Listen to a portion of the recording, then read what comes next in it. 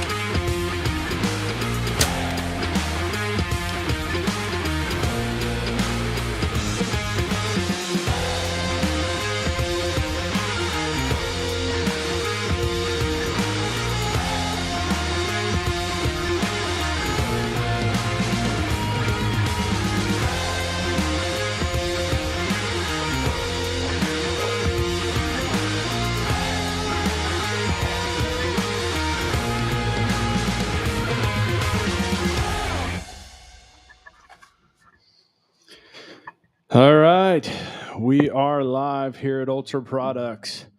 And if you guys are just tuning in, so is everybody else.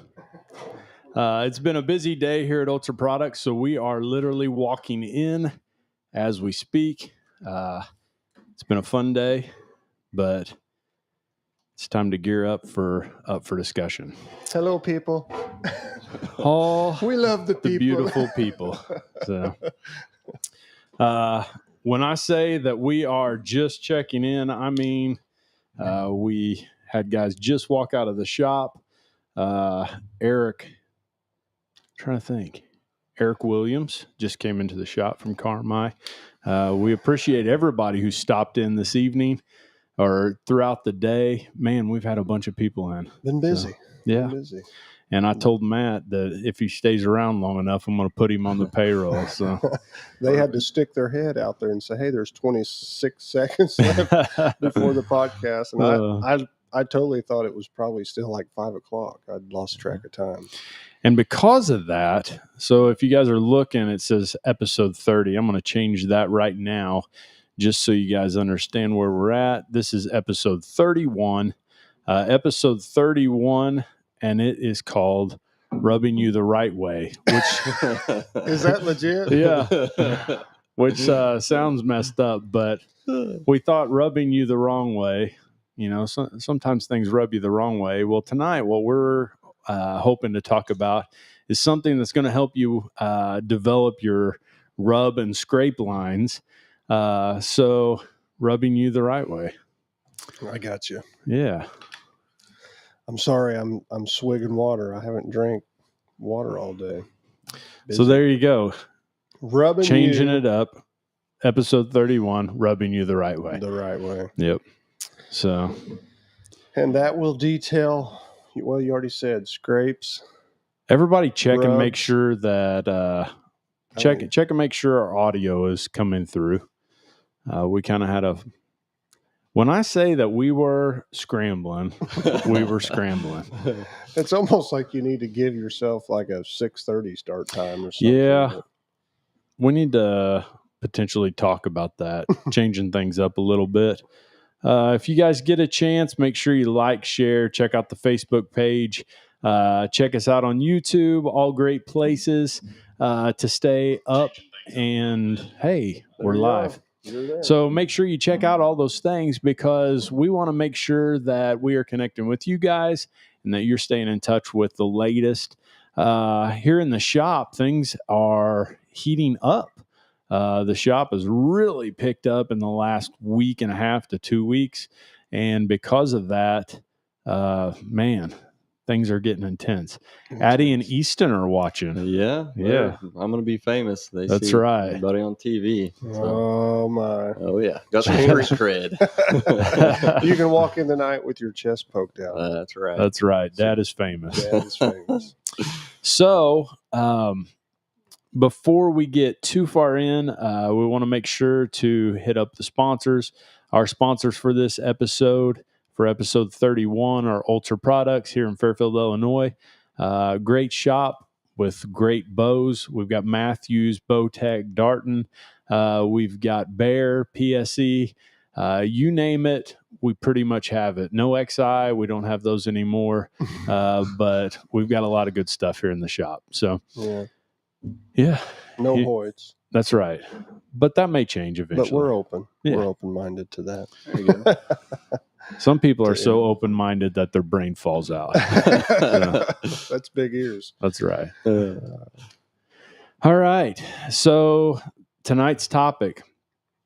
So how this worked out is probably 2 months ago, Lathan told me, he's like, I don't know if you know it, but Matt is a professional at this. Absolutely. And he said... That's about what I said. That pretty much is. And he said, because of it, he's like, this guy would be great to have on the podcast. He's a professional rubber. Oh, man. And so that's what we're going to speak about tonight. And that's what we're going to glean from him, because how long have you been doing this now? Yeah. So, and again, this is something that I absolutely did not come up with.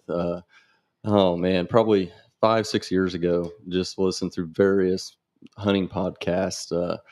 And I think probably the first time I really started digging into it, I think the Winsel brothers are probably the first ones to really start doing this. Man, that's a name you don't hear now. Yeah, I mean, old school stuff. Larry and Barry and Gene, I believe. Barry and Gene. Yeah. Winsel. So that, I mean, yeah, that's going back a ways. So I started, doing some research, and I thought, man, that sounds pretty cool. And so, yeah, that's really kind of how it all started. And I mean, it's a very simple practice. And like I said, it's just observations that I've had, um, through the hunting season, and seeing how it really has made a big difference. I mean, the biggest thing that I see with these rope scrapes is on a hunting property is really, getting that inventory, figuring out what's on that property. And man, you put it in the right spot, you got a real good chance of getting about every buck that's coming across your property. And he's to land there at some point in time. That's right. Yeah. So there's all sorts of questions that are coming to my mind that I feel like as you begin to talk, I'll, Yeah. But one of them is, at what point do you find that they're the most effective? Yeah. So like right now, so I just hung, and really it's really a process. What I have found the last 5 years, kind of trial and error type of things, what I really have found is the number one thing that I think has really made a big difference. Like when archery season goes out, that is a time to start getting on Amazon or going wherever, getting your ropes cut. Because what I have found, and various other people have said the same thing, if these ropes don't have that time to wither and get that smell, that hemp smell, obviously that's a very unnatural smell for a whitetail. And man, those hemp ropes, if I can smell it and you can smell it, we obviously know a whitetail can smell it. So Right. really that process, for me, starts the end of January. I order those ropes, I cut them up, and man, I just throw them up over the tree in the backyard. And then usually August is go time. That's when I start hanging them. And then, obviously about mid to late September is when usually I do a lot of shifting on my cameras. Those bucks are going to start shifting, and that's when I'll go in and scent that rope as well. So about when? When I actually go in, Yeah, the second time, usually mid-September's when I will go back and actually scent the rope. I'm actually right now in the process of hanging ropes. Okay. So you hang them, Mm-hmm. but you don't put any attractant on them right at that moment? Yeah, you can, and it's honestly just because I'm cheap. Because I did. Yeah, I mean, absolutely, it's fine. It's Yeah. and I think it's going to hold it. I've just, and I've done it that way in the past. I'm But thinking I'll probably go back in here in a week or so yeah, and maybe re-up them. yeah, absolutely. And I'm running a lot more than I've ever ran this year. How many are you running? About 12. 12. Yeah. So when you start scenting all these ropes and you start doing the math in your head with all the cost of the scent itself, Right. I'm cheap. So 12 ropes, Mhm. but how much property? So Because all these questions are things that I'm sure people are going to be like, yeah, but what's that mean? yeah. So I've got right now, that's going to be going across probably 6 properties. What I've tried to do, uh, 5 to 6, at least two ropes per property. Okay. But I mean, the biggest key is, I think you just can't take a rope and just throw it up in the middle of an 80-acre timber and, hey, I got a rope scrape. So there's a lot of thought process, again, that goes behind all of that. So when you do it, are you going in and finding current scrape lines? Yeah. So, I mean, to your point, exactly that. So when you're placing these ropes, you got to make sure that it's where a buck is most apt to scrape. And then if you've hunted that property, you're going to know, Yeah. Where those field edges are, where the normal scrapes are. And I think it just really enhances it. I've got 2 roads that cut through my property. And when I say roads, I mean they were very old logging roads. Yeah. And the bucks, I mean, absolutely tear up those logging roads. Yeah. And I think it'd be a great spot for that. And scrape up and down. Scrape lines all up and down them. Yeah. And yeah, that's exactly right. I mean, and that's how I place them, is just through observations. And, and I think later we can even go down that hole. But I actually last year done something a little bit different. I typically don't put them where I'm actually hunting per se. I've never really hunted over a rope scrape. I've really used it more for an inventory. Now, your rubs, though, you do hunt over those, correct? Yeah, absolutely. Yeah. Your ground scrapes and stuff such as that. But the rope scrape last year was the first time I actually set up with the intention to kill a certain buck. I knew he was aggressive and he loved the other ropes on that property. And I'm like, man, I have a perfect setup where it's a food plot. I've got an oak tree, 20 yards from my blind. And I'm like, man, if I could get him in there, because I know he's already hitting those other ropes, if I could pull him in there, that could be the ticket. So here's what I want to do. I want to make sure that to the person who's listening and has no idea what in the world you're talking about, what is a scrape? I know that's very basic for us that, you know. Yeah, so I mean, obviously, deer, unlike us, don't have the purple spray paint and no trespassing. So that's basically kind of their way of obviously communicating. So you get mid-October, man, it's like the woods comes alive, and that testosterone builds up in those bucks, and they basically turn into a whole different being essentially. And what they're going to do, they're going to come in, field edges, they're going to start pawing at that ground, working a scrape, and they're basically planting a no trespassing sign. Yeah. That's a good way to put it. Yeah. I've never really heard it put that way. Yeah. And that's like, hey, I'm the ruler here. And when you want to really see these bucks get fired up, you watch that buck make a scrape, and then, you through camera, and then it's like the next day that same buck comes back and he knows other bucks have been there, and so you can just watch him. It's like he's like, man, I know somebody else has been here. And yeah, I mean, it's almost like I don't know if I've ever thought about it like this, but it's almost comparable to a dog can't get past a fire hydrant. Yeah, I mean, why? Because a dog peed on that fire hydrant before him, or a truck tire or something like that. If you grew up on a farm, some people may not understand this, but as soon as you pull in somebody else's farm with your pickup, here comes their old dog. And what's he do? Well, he pees on your tire because there's been a dog pee on that tire, and you're like a mobile scrape for a dog. Yeah. But essentially the bucks are to some degree doing that same thing. Right. And if people don't know what the actual motion is, you kind of mentioned it, they'll come in, they typically want an overhanging branch because it's kind of a double whammy there. They're going to paw the ground and rough the ground up. Right. Then they're going to urinate down through their dorsal glands, which is on their back legs. See them rub their back legs together. They'll put their back legs together, pee through those tarsal glands, and put that scent on the ground. And prior to that, generally they've already rubbed their head and their eyes and their ears all over the licking limbs above. Yeah, that's where you like the orbital glands, and that's what we're So they're just leaving kind of a litany of scent there from their person, from them, so that everybody knows I'm here. And then, man, when they come back to that scrape and there's been an intruder or trespasser, they're usually pretty fired up, man. They really get after it, bristle up. And I mean, just to kind of put it in humans terms, I mean, so it's like if you got a hunting property, you got a trail camera out there, and you see, say, Josh Eblin. Oh, there goes Josh Eblin on my property.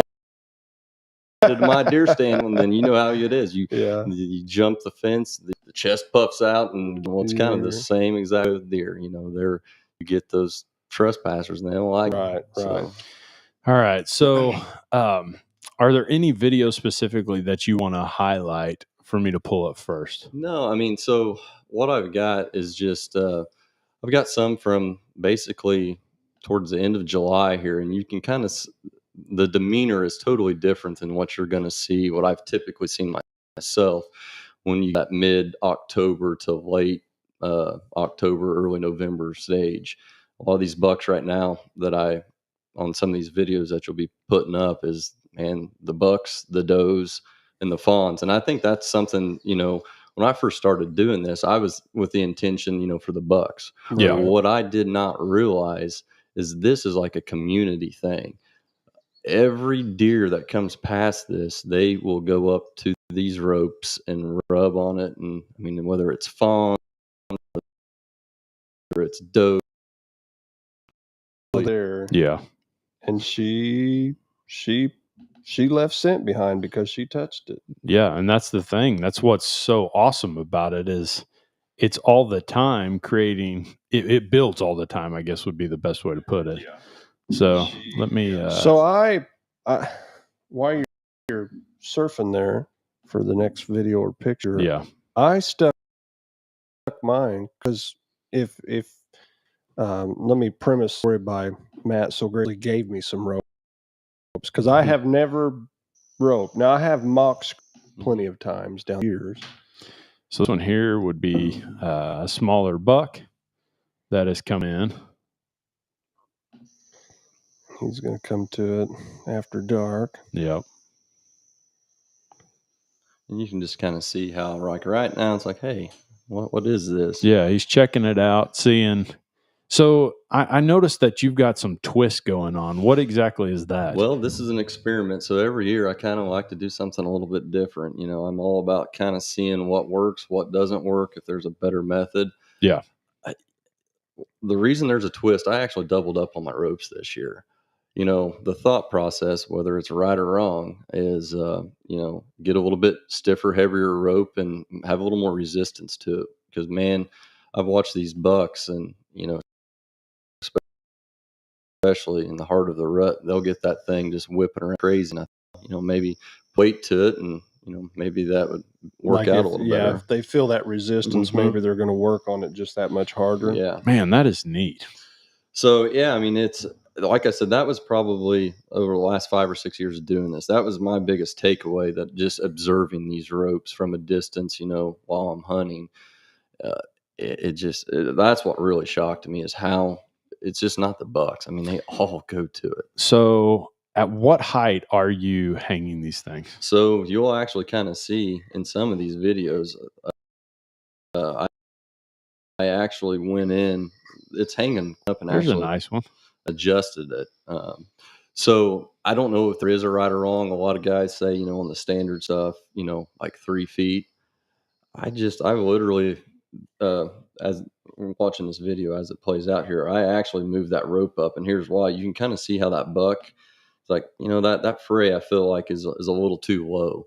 So after watching some of these videos, I went back in and actually raised that rope up. Gotcha. Okay. Because what ideally, I'd like to get it to where their nose is, where that fray just kind of hits maybe the, you know, kind of the. It's hard for me to judge in this, so I didn't finish what I was saying just a second ago, that you gave me some ropes that you had that had already done the first bit of it gave was to get them, basically let them summer. Yeah. At your house, hanging in a tree somewhere, or out by the barn or something, out in the open. Do you put them right in the sun or in the? Yeah, so I mean, I literally got some trees in the backyard, and it's just got that perfect, you know, kind of that So wide you just hook. throw them up there, and I literally just throw them up over there, and let them do their let thing. them turn into the outside element. But what I was getting ready to say is mine was hung higher than that. Now this one looks higher. That's when I went back in there and adjusted. And if I believe this is a picture of that fawn, well, you'll see this fawn actually, I think, rear up on it and kind of, you know, hit it with its nose. Let me get that started. There we go. Well, that's showing what I was going to say, though, is you may have to tell me. Now, I kind of talked to you about where I put mine, but mine's out in the middle of the woods. I mean, obviously, if it's off of a trail, again, it kind of goes back to the principle, you know, if you can't, that is neat that even that fawn wanted to touch that thing. Absolutely. I mean, that's what my biggest jumped up on takeaway from all of this. I'm going to play that again for those who are not fully understanding what's going on here, because you are creating something that these deer, they want to have interaction with it. Deer seem to be pretty curious. They're curious, Chris. And, you know, if they leave, here's the thing. If any place a deer stops, any place a deer touches his head to or her head, rears up on it and it rakes around their neck, whatever, that is that much more community scent left there. And For sure. it leans to their curiosity, doesn't it? Because I mean they want to check that out. Well, and you kind of actually alluded to it earlier on the other side of me just being too cheap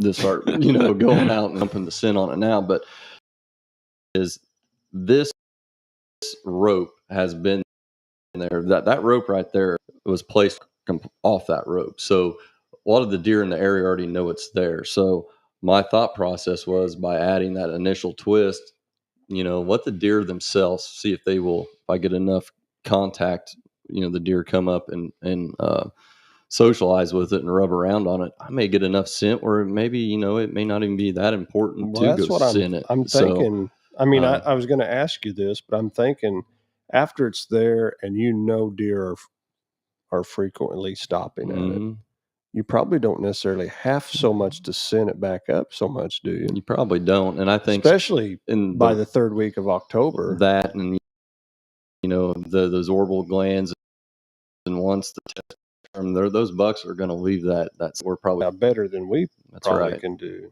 Yeah. Now, do you ever?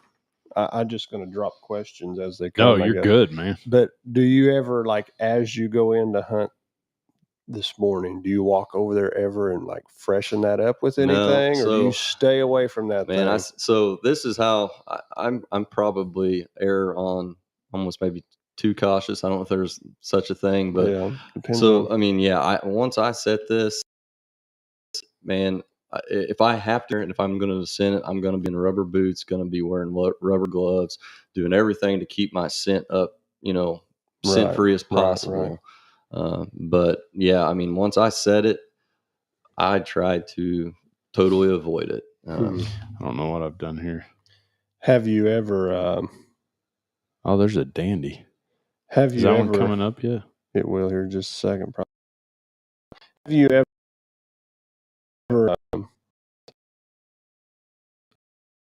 Have you?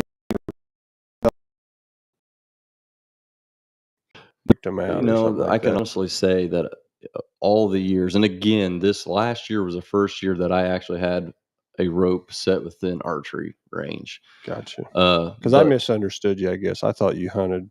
I thought basically, because we talked back and forth quite a bit while you're here at the shop, and I thought maybe the last several deer you killed on a rope like that. No, but I have not, but I have spoken with several guys that have. Just it's really the same principle. A lot of guys, go out and scout in the fall. They see a fresh scrape, man, they'll put their stand right there, and and to be honest, the reason I've picked up a little more hunting property this year, some of the areas that I had hunted in the past did not really offer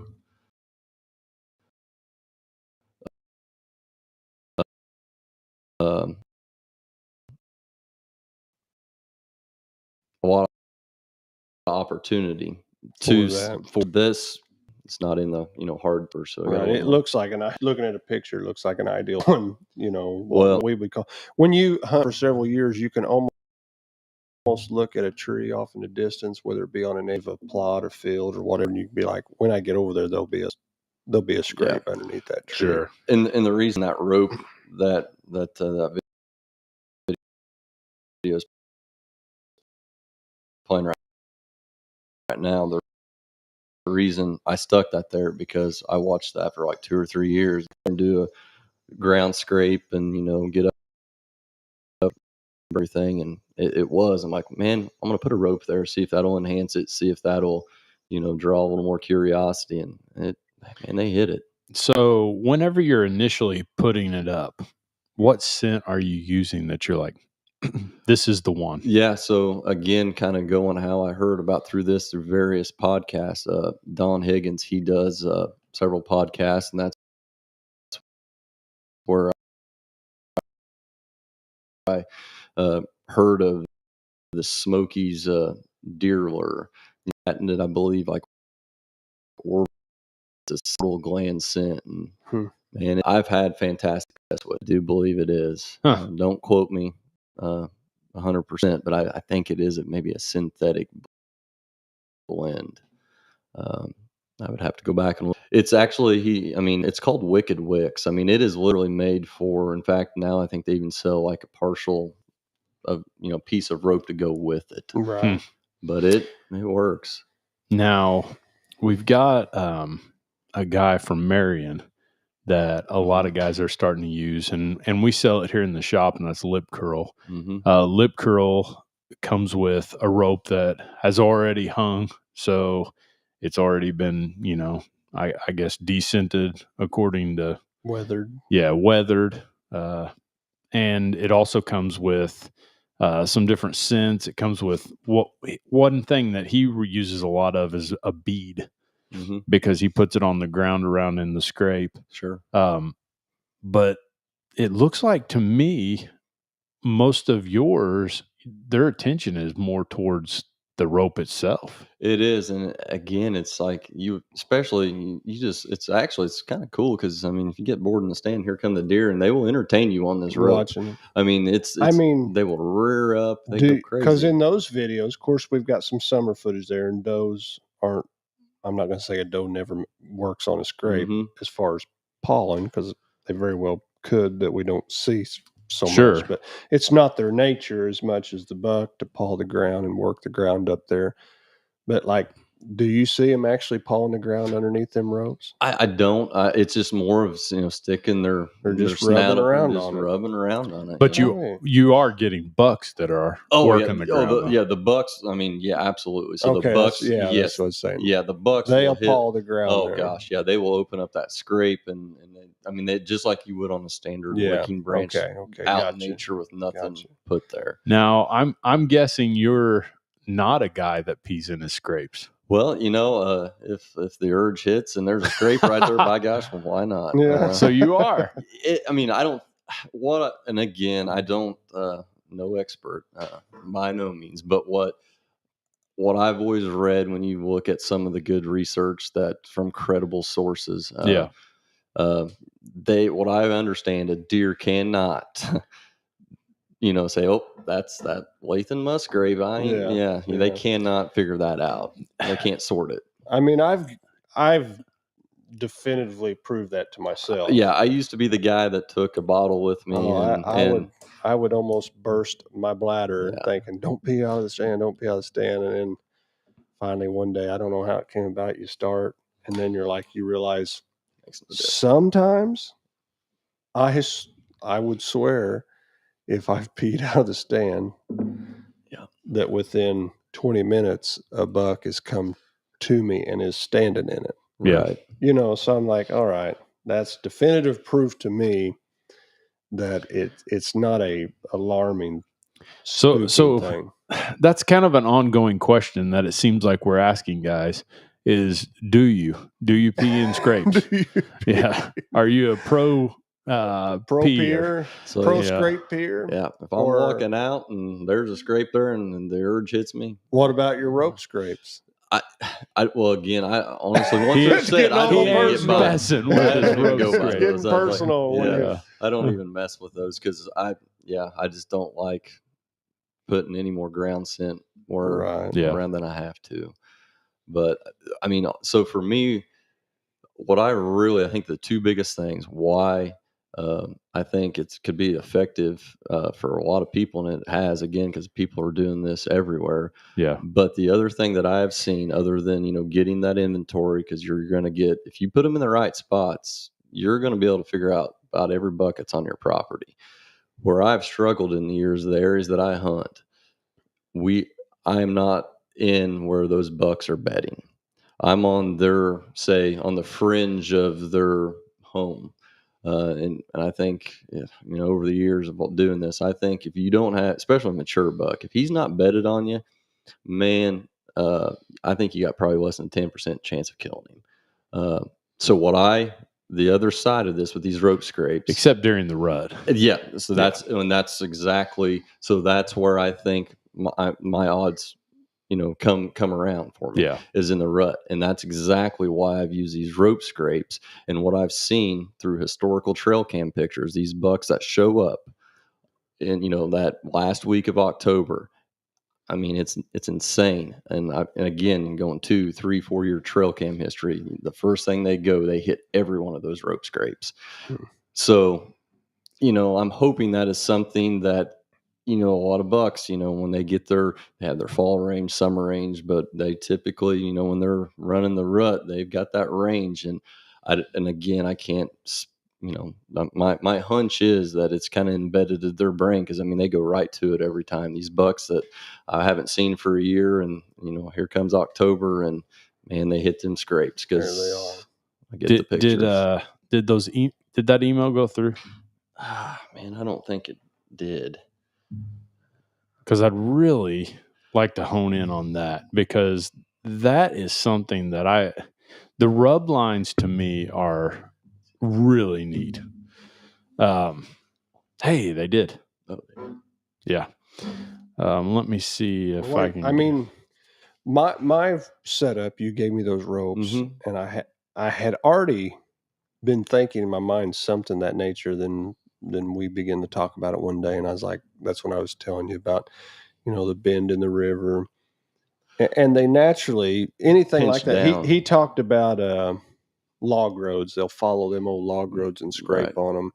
They follow this river and scrape up and down, but it's back in the timber. It's not on an edge, but it is to some degree on the edge of the river, where the river makes a point and they have to go around this point. So my whole mindset with mine is I'm not so much worried about inventory with cameras and stuff as I want him to be standing at it all occupied, or I want to curve his way of thinking if I can. And you may be like, that ain't really the way it works, or yes, it does, because you've done it more. This is my first go around. I mean, I've hunted so many years, and I've just not done this, the rope side of it. Yeah.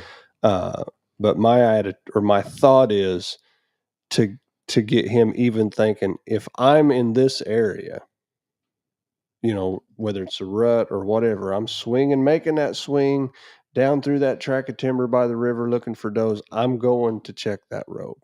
Yeah. If I can get him or the buck that I'm after, or bucks that I'm after, the mindset when they're, how do you phrase that? When they're in that 40 acres, they want to make sure they swing past. They want to swing past. They go by here anyway.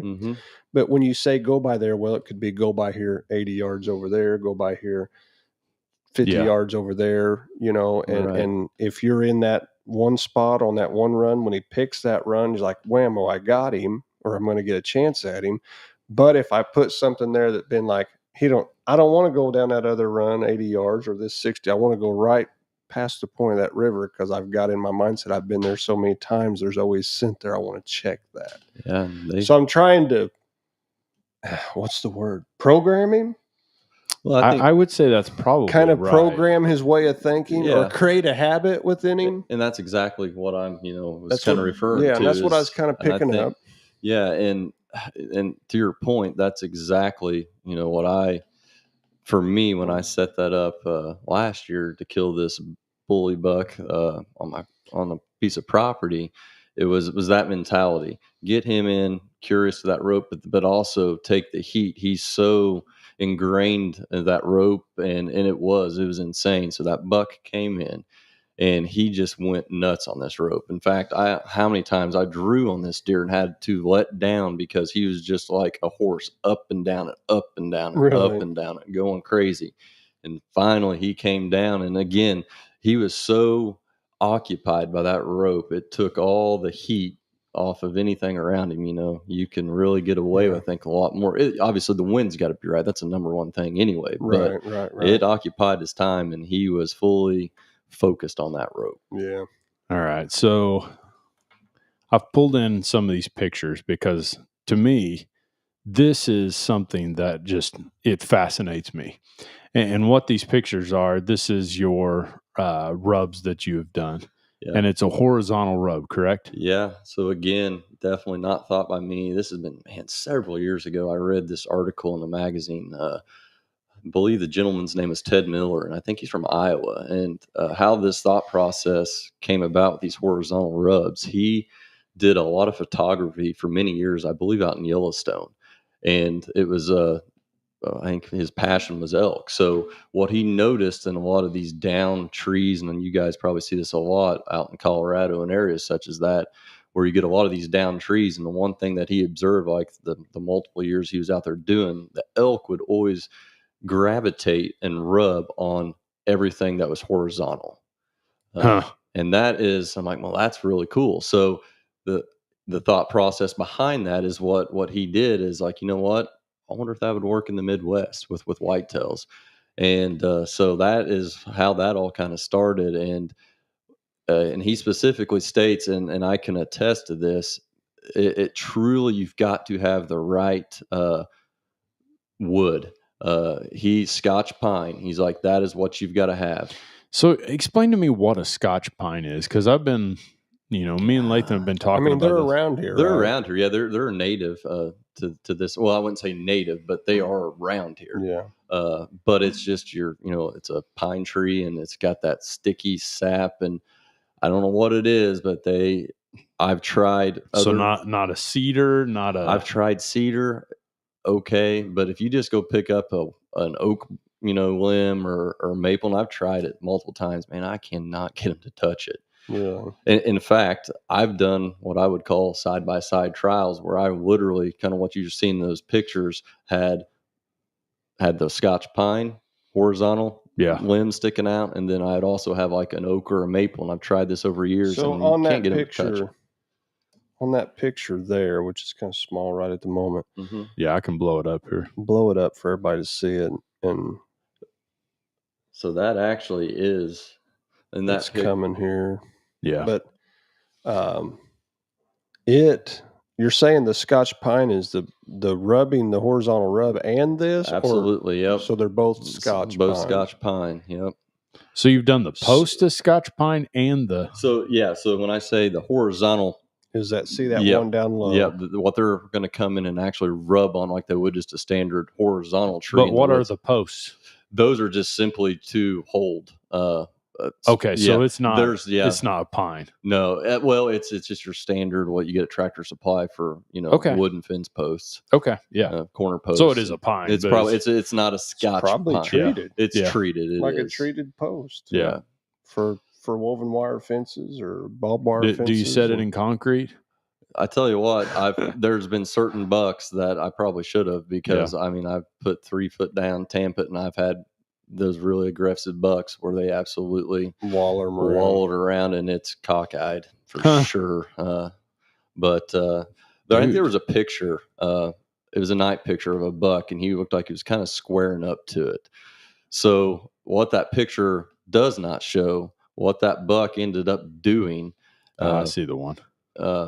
No, it's a bigger buck. Yeah. It's coming. Oh, it's coming. Okay, we'll delay. Nice buck. Yeah. So this buck gave. Is this your bully buck? No. He is one of those, an extremely old, mature buck that I would almost say he's one of those bucks that, gosh, if there's anything such a thing as unkillable. He just, he was nocturnal. But anyway, you can kind of see it. He's squaring that post up, and that very next day, I go out there in that post, the actual the rub itself, your actual horizontal rub. He had that thing snapped off, and it was just the whole ground. Just scratched. So I had to go back and repair it, but he absolutely just hammered it. So have you ever tried this out in the middle of the timber? I have one time, actually, probably like 12 years ago, and it was kind of the setup. There was an area in the middle of the timber where there was some fence, and it was down in an area in the deer cross there all the time. And I set it off to the side, and oh my goodness, every buck that jumped that fence, they just immediately locked up, and boy, they would go to town on it. It got to the point where through trial and error, you're figuring out how can I secure these better, because they will just get pretty violent with them. So how high you're doing 2 horizontals? Yeah, that's No, two verticals. Two verticals, but posts. 2 horizontals as well, correct? Just no. Well, the post itself that they're actually rubbing is just a single horizontal Scotch pine limb. Is all that is. Then you've basically on top of one of those posts. Yes, to put enhance a it. Scotch pine licking limb. So what I've observed is what they'll do. They'll come in with that licking limb. They'll start that way. So I'm going to go back to one of those just so. Okay. So this makes more sense now. So the one that they're rubbing is probably about chest high. Yeah. So what I typically on the buck, yes. Yeah. So when I usually set it, just and obviously your height varies, but I usually go up a little bit over my kneecaps. Yep.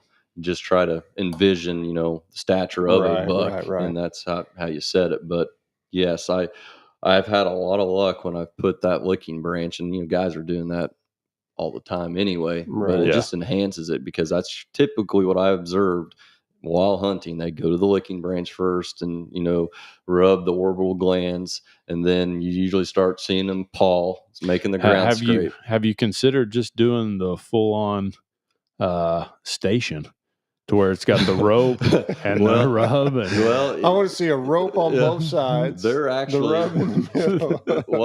So it's like the McDonald's playland. And the concession stand. That's right. Yeah. But that's right. They're actually, as you can kind of see in that picture along that wood line, there is another rope scrape in it, and that's typically they'll walk the edge of that wood line there. They'll hit the rope scrape, and then they come right to that. Yeah. That one there, I actually have hunted over. In fact, it's on an inside corner. I love inside corners, and I could have shot out how many bucks the last several years right off of that. Just nothing. That makes me now. Next question, because I was thinking, well, maybe I don't want to mess with the horizontal rub, but the more we talk about it, and the more I look at those pictures, it's like I want one. I want that. I want that. Can you give me that? So. When does this need to go up? Should have already been done? I don't think so. I think that one there, we now sell posts at Ultra Products. Posts and pieces of Scotch. We're going to have to plant a Scotch pine grove back here. Right.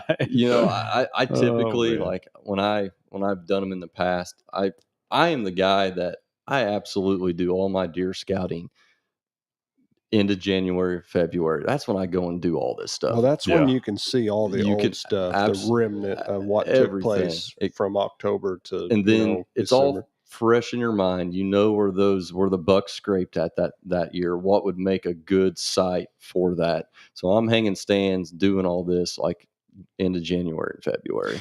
So, how many of these do you hunt relatively close to? That one there, I'm literally 20 yards, and then I've got another one that I'm probably 25 yards from. Okay. Yep. I'm thinking, archery shots. Mm-hmm. Sure. And back probably 10 years ago, I shot I shot 2 bucks off of it. So when I say 10 years ago, I'm, every year I can shoot bucks off of it. Yeah. It's got to be the right buck, obviously. Right. So there's no doubt. Yeah, that's interesting. Yeah, and again, I'm no expert by no means. These two basically fence posts are still out there. Yeah, they're still out there right now. You got to put fresh Scotch pine on it. In fact, that is one thing. Been crazy busy this summer, and I've already got the Scotch pine limb cut. I need to go out this weekend. You're going to have to explain to me, what is a Scotch pine? Well, can I get a Christmas tree? Yeah, it's essentially, I would have to. If I seen one, I could show you, but it's just a massive pine tree. I'm definitely not a. There's a good chance Google will tell you what a Scotch pine. I have, and honestly, when we can't. Yeah, I'm wondering. We hunt some places where there's pine, and we haven't the last year. But I'm wondering if all those are Scotch pine.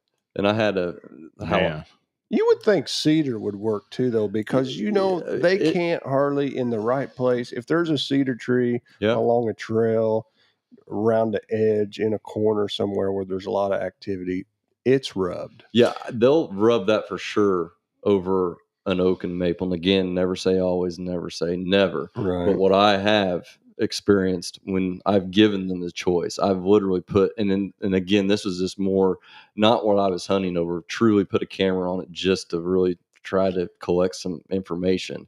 When I put the Scotch pine and a cedar horizontal rubs within 10 feet of each other.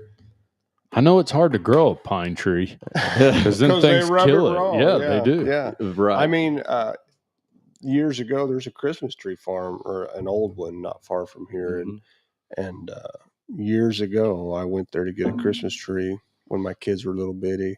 And that was his thing. He's like, my biggest battle is the bucks destroy my crop of trees. Yeah. He said, about time you get a tree, it's like 2 years out from selling it, or 3. Then it turns into the Charlie Brown. You can top it. You could probably just take give the them just the off. top. Yeah. He's like, I'll get now I take this out of my book of remembrance here, because I remember talking to him about that, because I was intrigued, because I'm a deer hunter, and I was like, well, maybe you should let me come out here and shoot some of these deer. And he's like, and he told me, he said, come kill them. He said, there's several guys that hunt them, but he's like, I don't know if you could ever kill them all. But one thing he told me, I'll never forget. I don't know what those pines are that they use for Scotch pines. Scotch pines. There's several one kinds. Of the varieties. Yeah. Yes, I mean, there's several. There were several kinds of trees he had, and he said, I get top dollar. There was a fir, a Douglas fir. Yeah, yeah, Douglas fir. Yeah. There's a fir tree that he said people love for live Christmas trees because they don't shed needles. They got a little different look. They got a he said, I don't know what it is. I remember him telling me about those fir trees. He said they love them. He said, I can't even get them started. He said, about time they get, an inch round, they just waller them to pieces. He says, like they'll walk past all of them to get to these fir trees. So that being said, maybe you could find a Douglas fir and try it. Well, to your point, you do the experiment, and then we'll follow suit. Speaking of Douglas firs, Douglas planted a bunch of fruit trees one time, and the deer kind of destroyed them too. You got to cage them. Absolutely. Yeah. But to your point, there's a Christmas tree farm in our area, and they straight up told me that they won't even plant Scotch pines anymore because of that reason. Really? The deer just bunch of jerks. Yeah. We need those Scotch pines. Yeah. Maybe you should get out of there. I know a guy that knows where several are that have been identified by somebody that knows what trees are, and I know where some are at. So know a guy that knows a guy. That was a big sentence, and I was trying to follow you all the way through it. I'm trying to decide the whole time you were telling it if I know that guy. Yeah, that's kind of why I made it a little tough to figure out. Yeah. After this podcast drop, every Scotch pine forest around the area started getting slim pickings on the pines. So next question, how big? How big of a limb? How big of a tree? Do you do a 3-inch or 4-inch? So what I have found, again, and if anybody's interested, just get on Google Ted Miller. It'll pop up, and he's got some fantastic articles. But what I have found, you want something, about the size of your wrist. It's got to be enough to withstand an aggressive buck, because again, by trial and error, I've used smaller ones, and the first buck that hits it, I watch it and they snap it. Yeah. So you need the other thing that I have found when we were talking about the horizontal posts that we're literally just using to put, or the vertical posts that we're using to put the horizontal Scotch pine adhere that to. Right. The closer I found you get those together, the more durable it is, and obviously, if you got a real wide gap, and there's more likely to break in the center. So how far guesstimating would you say that yours are? That's a good question. On that one, that you want me to be totally honest, I dug that by hand, and that was where I could actually dig a hole, and that's where those went, because the ground was so they hard. Look like maybe 3-ish. Yeah, those are probably wider than what I've ever done, and that's why that, as you can kind of see, that it's a bigger Scotch pine limb as well. I used to get paid to set posts, so I'm thinking I could go out there and really do some good. Yeah, for sure. I'll set them babies. And here's another thing. And again, I mean, a lot of guys are doing something very similar. They'll put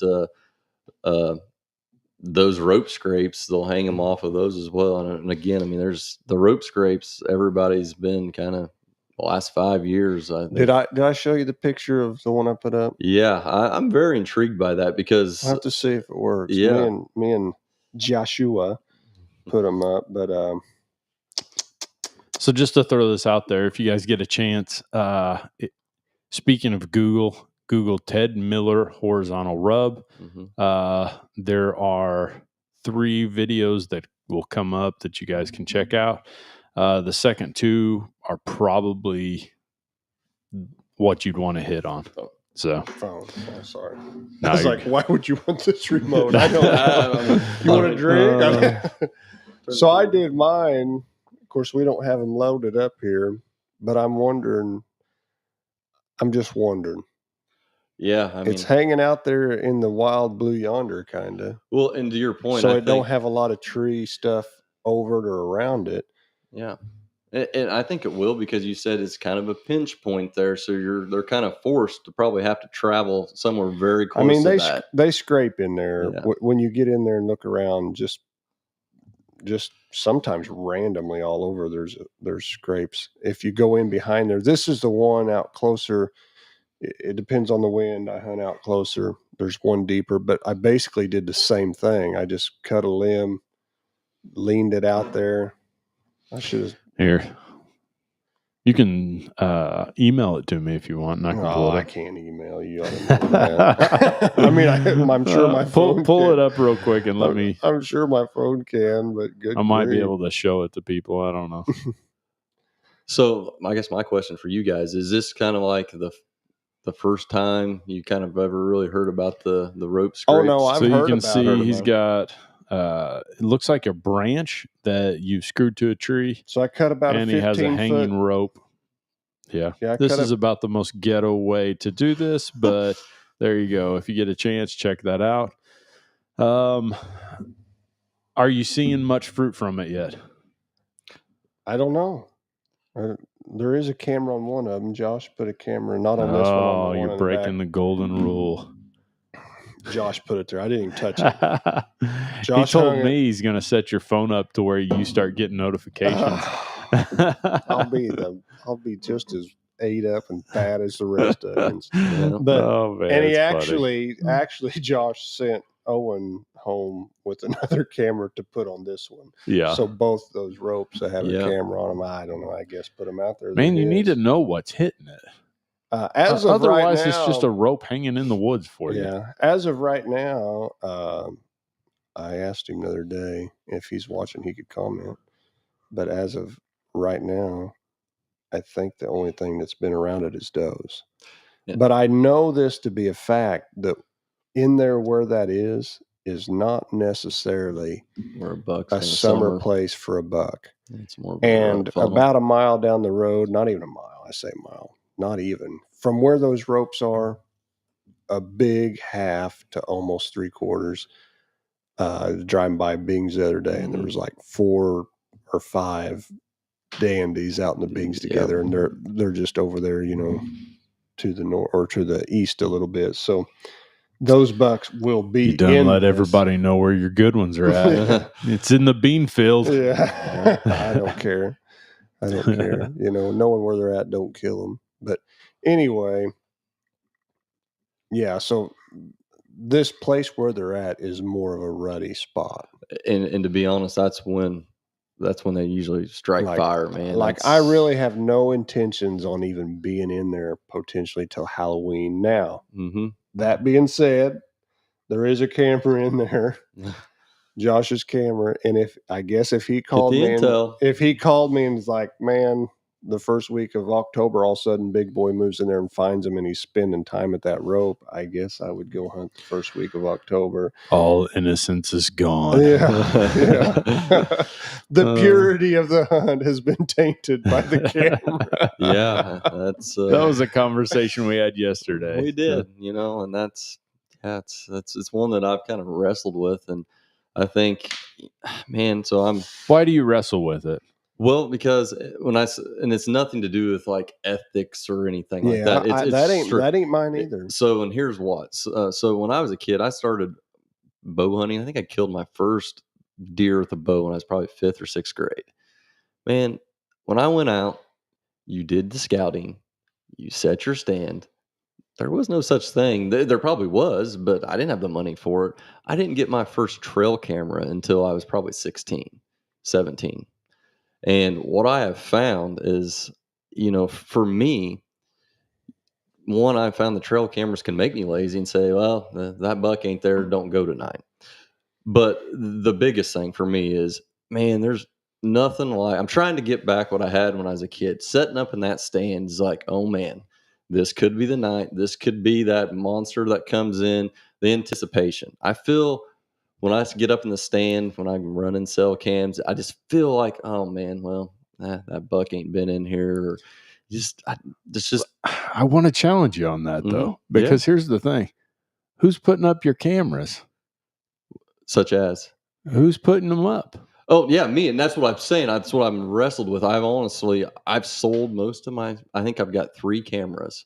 Right now, and that's what I've really wrestled with this year is just running them till probably about mid-October and just cutting them off and just. Here's the thing, though. You do these, but you make mock scrapes and rope. That's hangers what all these cameras are on. You do all that stuff, and then you sit back and just believe in it. Sure. Yeah. And then you're like, all right, it's there. You may even push the envelope and be like, all right, I don't have a clue. This is what I would do. Like with these, if I didn't have cameras on them. And I don't have cameras on them. Josh has cameras on them. But I would say there weren't no cameras on them at all. I put them out. I'll probably try to go in this week and maybe the next week, somewhere in the next week and a half or 2 here, rescent them. Because we hung them and we put some scent on them. Some of that stuff you were talking about. Josh got some. We put some on it. And it rained about 6 inches. So there's a good chance they got washed out. There might be a remnant of scent there. Now, Josh has said there's been some does walk by, and I don't know if they've touched it or he don't maybe have it on video, so he gets a picture of them 3 feet from it. The next step or two, maybe they went over there and nosed it, and he didn't actually get that picture. Who knows? But I don't know how he's got the camera set. But anyway, what I'd say, I'll go in, rescent them probably. That's my mindset in the next week or 2. And then I probably wouldn't touch them again until I might go in there like October sometime, the first 2 weeks when the winds rise. Like, all right, the wind's going to be perfect today. I'm going to go this morning, set that stand that maybe is close to that rope. This is if the cameras aren't there. Right. Yeah. Inspect it the best I can, whether it's from binoculars from my stand or get down and inch over there and look. It's like, man, there's tracks in it. It's been pawed in. No doubt there's some sort of deer coming to it.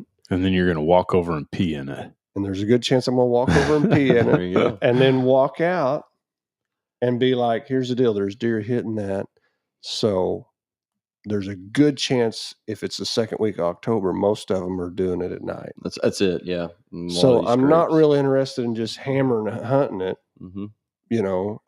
and then Halloween, every time the wind's right, I'd probably hunt it. Absolutely. Yeah. And to kind of answer your question, that's without a camera. Yeah. That's how that would be my mindset. Now, how does the camera change that? Because we're talking about cameras, but it's a vital part of the whole system. It can be. It's a vital for part most people, of cataloging. Sure. Like the process of knowing what deer are on your property, right, and what their patterns are. Because there's some deer that, dude, every morning they're going to be out there checking things out. Yeah. And there's other deer that it's 2 a.m. whenever they come through, and you aren't ever seeing them when they're daylighting. Right. And they're probably that, and a lot of times, not all the time, but it seems like if that's the case, they're probably not spending 90% of their daylight hours on that property. They're probably coming from somewhere else. And I always go back and reference the deer that Doug and I, like, I'm not kidding. It was probably close to 3 weeks that Doug and I would have him at night, and Doug would have him in the morning. And we live 1.5 miles apart. Like where our trail cameras were at was 1.5 miles, and there was absolutely no question that it was this deer. Yeah. Like no question whatsoever. I would have him at night. Doug would have him in the morning. I always had him at night moving away from Doug's property. Sure. Like he was cutting across me, going into a property to the east of me. Mm-hmm. And Doug is to the west of me by 1.5 miles, and he always had him going to the west. Yeah. So, I mean, that deer's movement was, at least 1.5 miles. At least. It was paints more. that picture, gives you a little bit. And what his loop was like, because I never got him going back past. Yep. So somewhere there was a loop that he was making, and he was making very consistently. Now it just so happened that when he was making this loop was, it was like probably 2 or 3 weeks before season ever started. Otherwise, he would have been dead. But right. Yeah.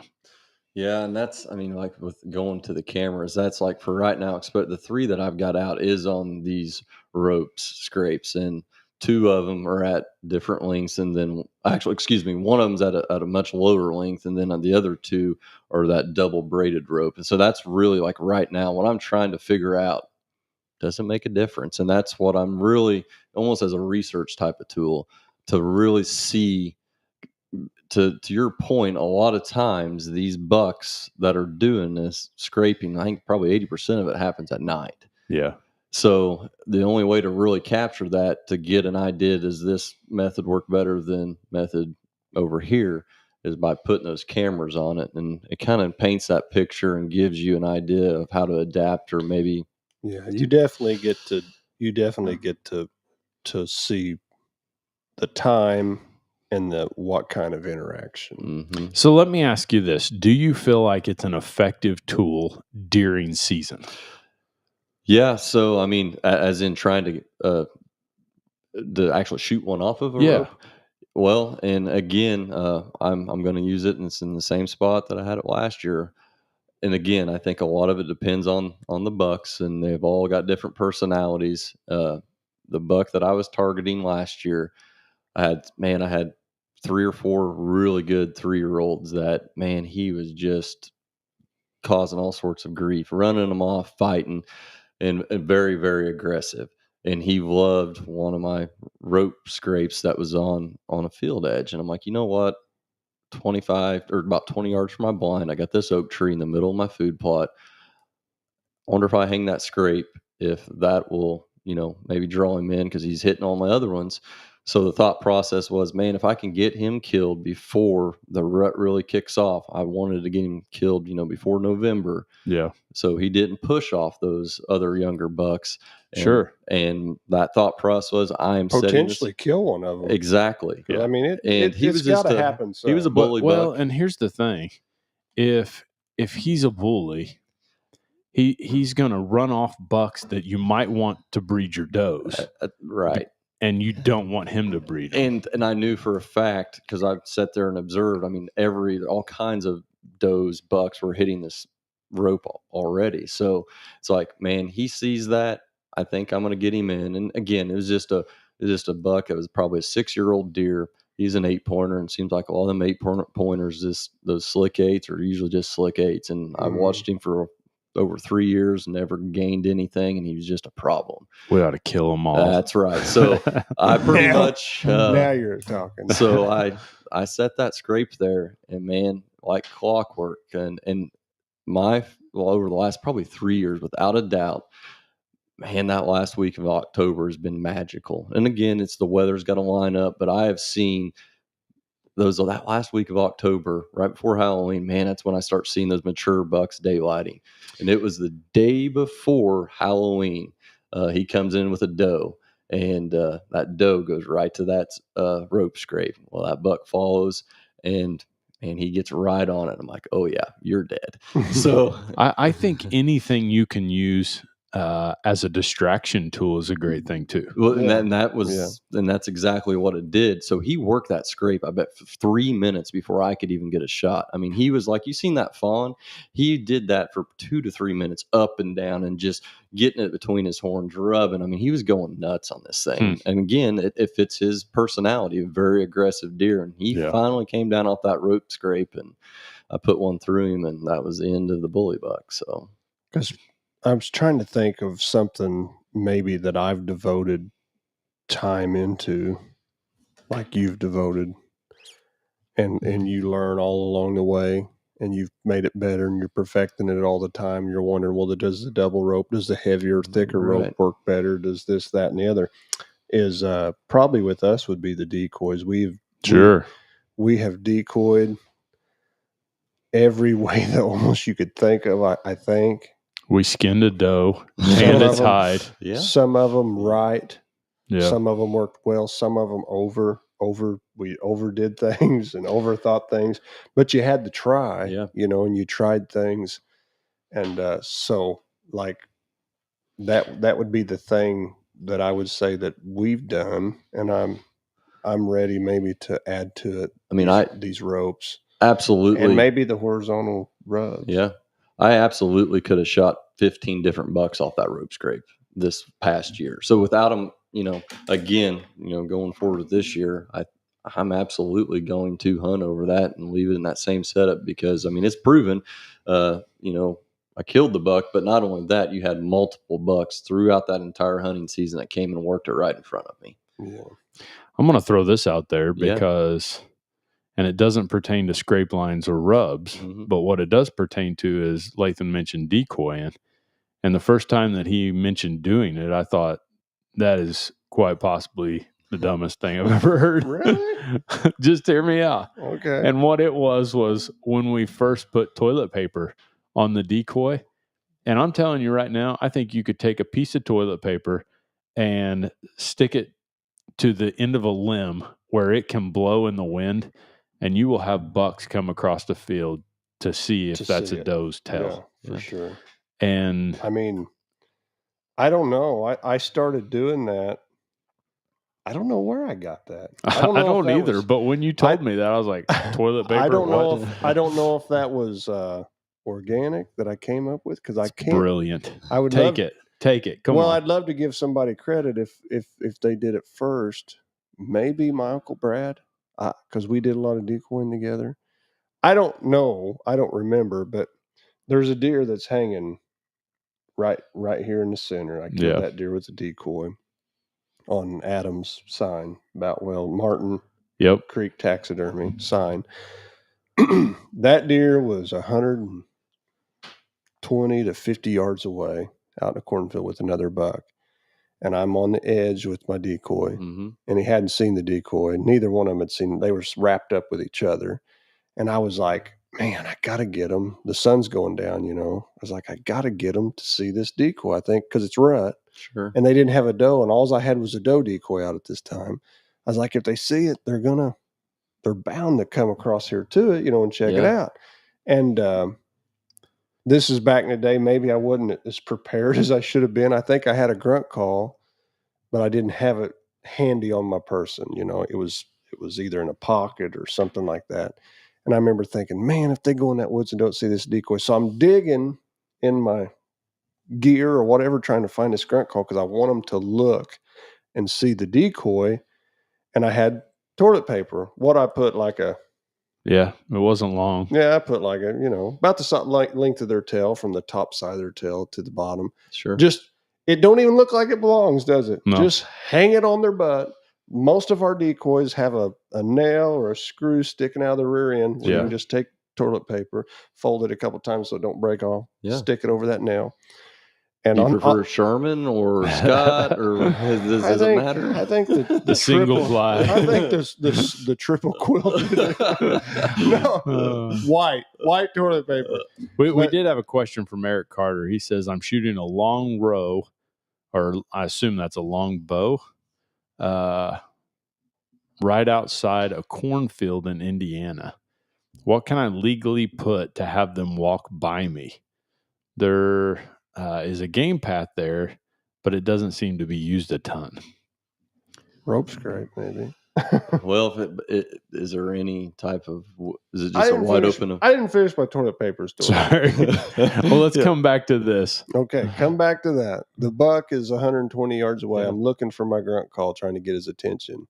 About that time, out of the corner of my eye, because my decoy's right here below me, I look down. The wind blows. The toilet paper blows up in the air and then floats back down, and I seen him go and seen it. Walked all the way to me, shot him at about 12 yards. Yeah, okay. That's awesome. Back to Eric's question. All right, so he's hunting on a cornfield, and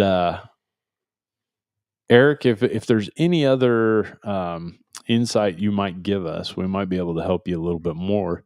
I would say hanging any kind of rope scrape would probably be a good way to get it, but could get them to for sure maybe stop in front of you. Yeah, if there's a game trail that's there, even if it's not used a lot, I feel like if you could make some mock scrapes periodically along that field, you're going to potentially draw attention to that edge. Absolutely. One thing you can do is, because here's the deal. Once they start using mock scrapes periodically, those will naturally have scent that comes with them, which will attract other animals along that path as well. Yeah. So, yeah, and to your point, this what I've observed over the years. Those bucks, they get it programmed.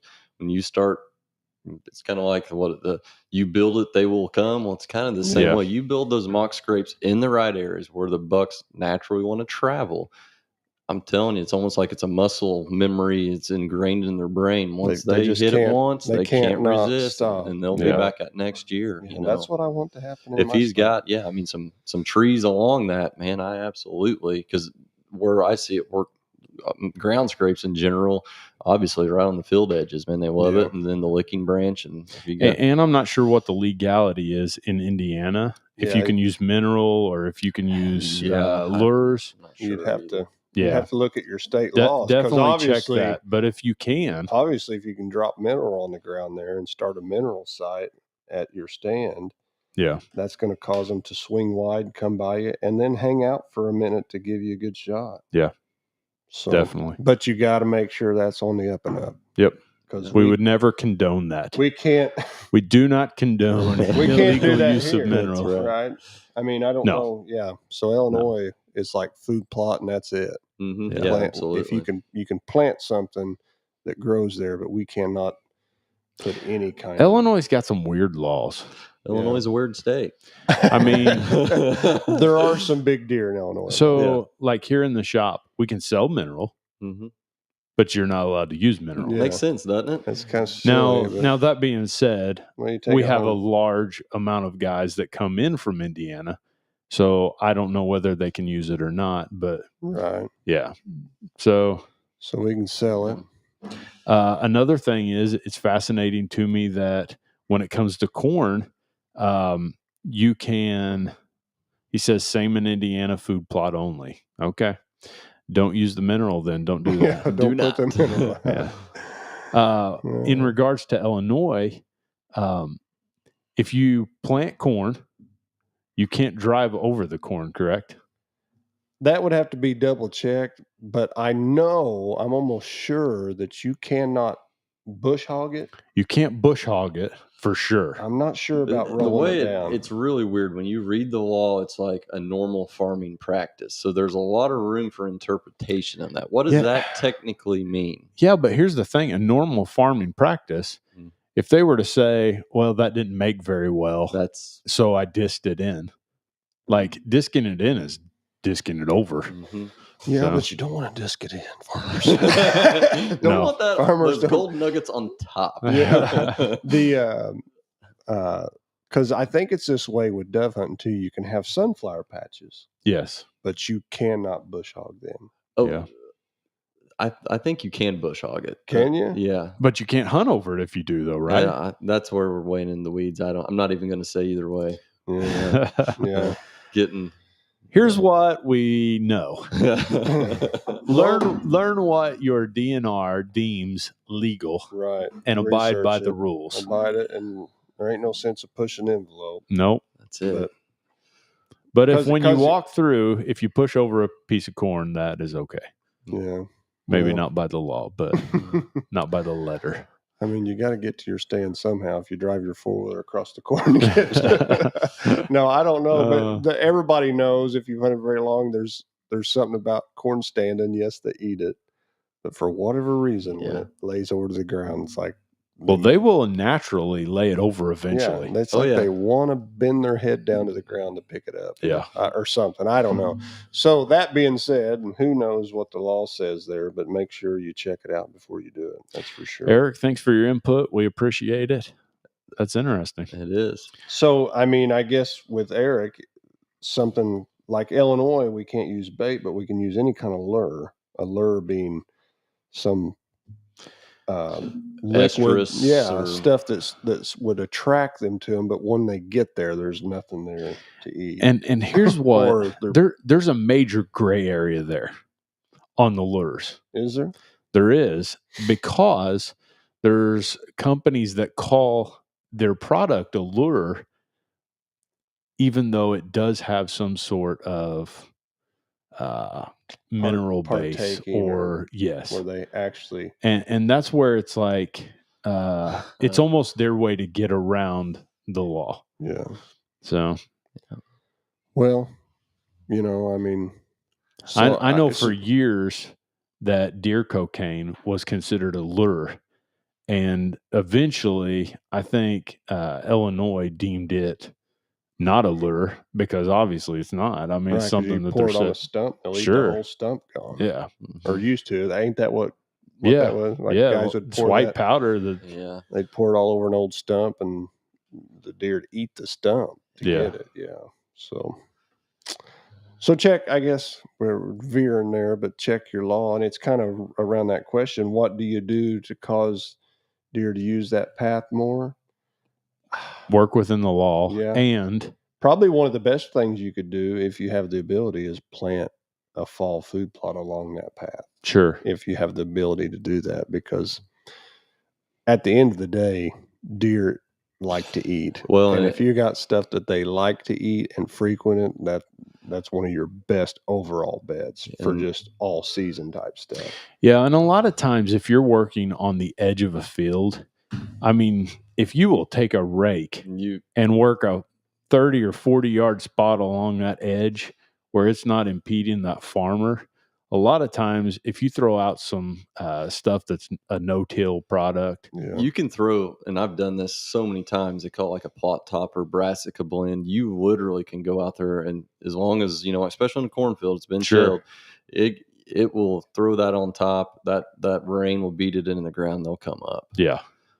But I mean, another thing that he could do too, and again, this is one of those things you can have a love and hate relationship. It goes back to, you know, bucks. Sometimes it scares deer, sometimes it pulls them right in, but, you know, a decoy as well, up on the edge, would be, I mean, I always go to a decoy because if you're hunting a field edge, I think across a field like that, I think it would be pretty. Yeah. It's imperative that you use it at the right time. That's what exactly.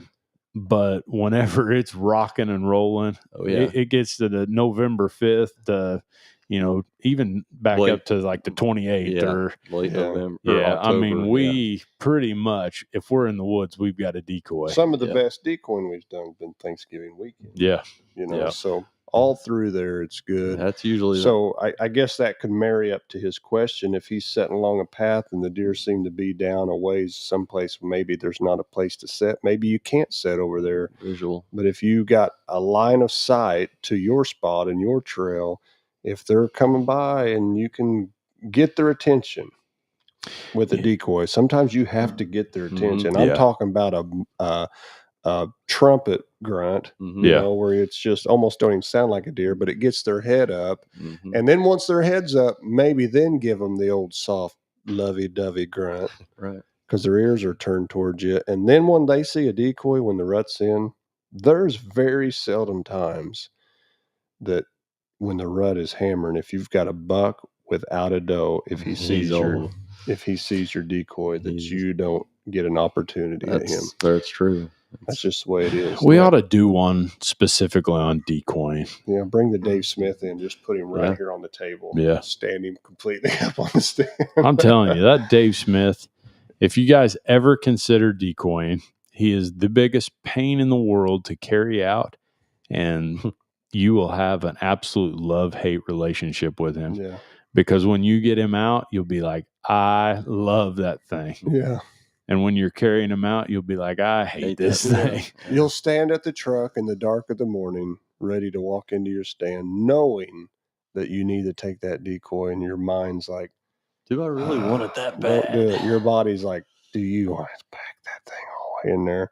But you know that if you've used it much, it's like, here's what I always tell people. If you knew it was going to work today, you'd pack it in. That's it. Yeah. And here's what I know. If a buck sees it during the rut and he don't have a doe with him, he's all on it. He's going to give me at least a real good chance, probably. Yeah, he's going to come and invest. And we've had a few bucks. I'll never forget a nice buck hammer chasing a doe in a cut cornfield. And when he saw our buck and doe decoy, he left his doe, come over, pow drive the buck decoy into the ground, and then left and went back to his doe. Yeah. So, and I think you missed. Did you miss that? Anyway, that's not that. That's not the important part. It's been a long time. It's a long time. That's not the important part. But the thought there is that we'd had no chance at that buck. Yeah. But soon as he saw it, they stopped as they're chasing for a second. He realized over there 50, like he pulled off 50 or 60 yards. Oh, yeah.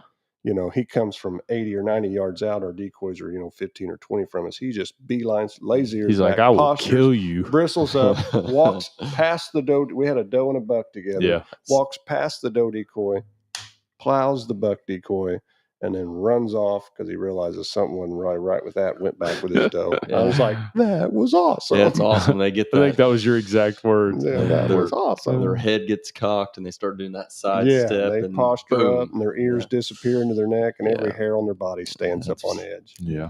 I love it. Every hair standing up on mine when it's happening. Dunk. Greatest thing ever. It is good. We've a lot of our great deer hunting buck stories started and ended with a decoy. Sure. This guy right here, decoy. That's something. Not you, the buck behind you. Yeah. That's something that right time of the year, there's no doubt.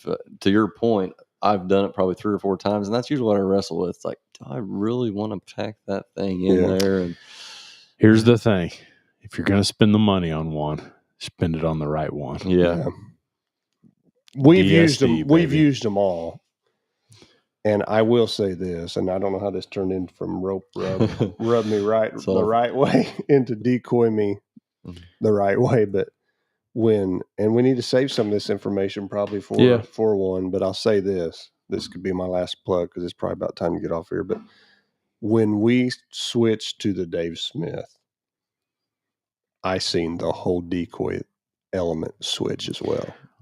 I mean, it was great before. It was good and great before. And when they got their real thick Coke bottle rut glasses on, that they just aren't paying. But I think the Dave Smith even heightened that down to where it's the first time I've had bucks stay at the decoy. I bet we've had bucks stay at the decoy. I don't want to exaggerate, but I'm going to say 15 to 20 minutes at times. Yeah. I'm talking good 3-year-olds and stuff, not just, yearling first set of antlers.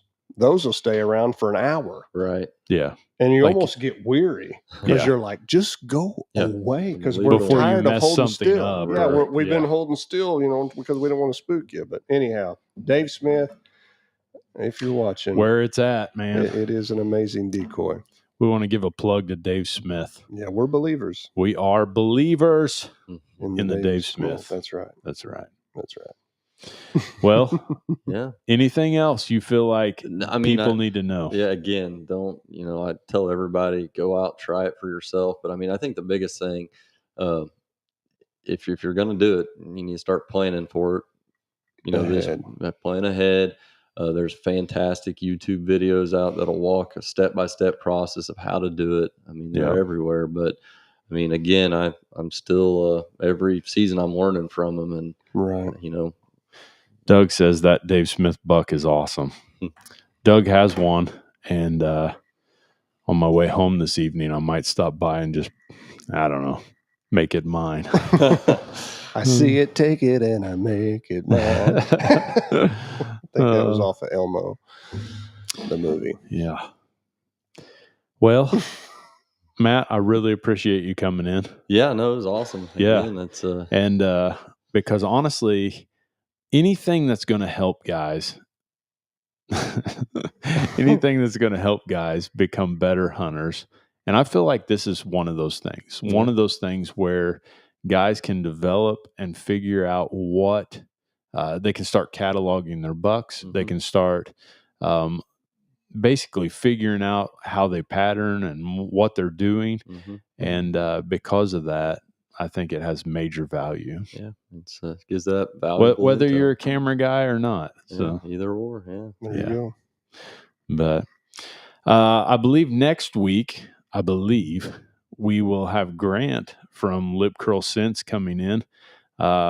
I think that will be a good one as well, because not only will we talk about what he's doing with scent and new products, and but we'll also touch on the scrape lines as well, and how he's using those, and how he's utilizing his kits to get bucks in front of guys' cameras. I think those beads sound cool. Yeah, all this goes hand in hand. I've had the beads work. Yeah, I mean, I've put them out, and then 30 minutes later, there's deer standing in them, sniffing them. So, and the beads are neat because it's a time release. Yeah. Like, you're not, you dump scent on the ground and it leaches into the ground. You really don't know how long you have before that scent is done. Right. The sun could hit it. Sure. And just dissipate. Now, it may leave a remnant of something there, but yeah, the beads lay there and slowly either dry out or. Well, and what's neat is, even if they start drying out, if you get dew in the morning, those things will plump back up, reactivate, come back to life, and they're putting scent back out again. Yeah, awesome. I went out there like 3 days later, and some of them were like, oh, they will. Yeah, some of them, because they're maybe an 1/8 inch round. Well, they will hold massive more amount of liquid than what they're currently holding. So they're basically like hydrophilic. They are. Yeah. And here's the deal. If a buck goes over there and urinates on your beads, it's going to soak them up. It's going to soak them right up. And I would be highly interested in putting those under my rope scrapes where that ground scrape's there. Yeah. And here's the thing. If a guy is like, man, I don't want to use that scent per se. Let's say that's the case. I could see where even having the beads to take on the scent of whatever peas in that scrape would be a good thing. Yeah. Maybe just laying them there in the neutral position. Sure. Neutral beads. And if a buck comes by and somehow hits them. Doug says, beads, baby. Beads, baby, beads. Doug, we love you. We love you, Doug. Beads. So next week, Grant, I believe Grant's going to be on with us. Everything's subject to change around here because I'm telling you, from week to week, things are picking up. So if you guys get a chance, make sure you stop in here at Ultra. I want to throw that out there because there are guys every day that are coming in and dropping off their bows. And don't miss your opportunity to make sure that your bow is taken care of. If you get a chance, drop it off. We will go through it. We'll look at every aspect of it to make sure it's doing what you want it to do. And because of that, we want to make you a better hunter and a better archer. Better archer, better shot. And tell your buddies. Tell your buddies. Your friends. Because almost every week, several people come in and like, I didn't know you guys were here. Yeah. So there's no excuse for that. Help us get the word out. We're doing the best we can.